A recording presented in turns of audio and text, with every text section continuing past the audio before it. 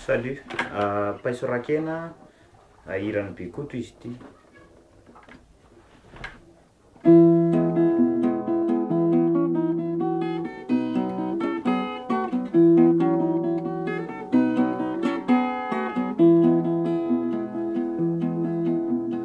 Vokatra reo paiso rakena, mirehatra reo azo mivoara mena, ao avaratry ny laboatoara mihitsana reo masaka, alaka misy ariva tsy fianarana, ny fampitantana izahay ro ala, any avaratry ny laboatoara angalatrano reo paiso rakena.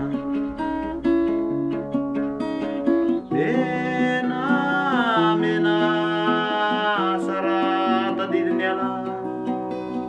Mena, mena, ny lokony le fahatsiarovana.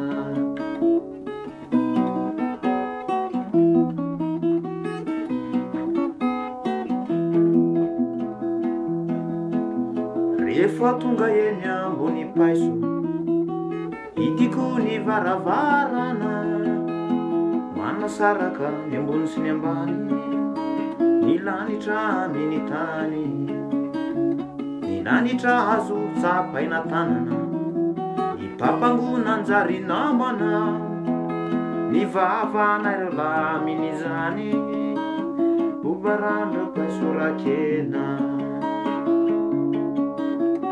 Mena, mena, sara tadidiny ala. Mena, mena, ny lokony le fahatsiarovana.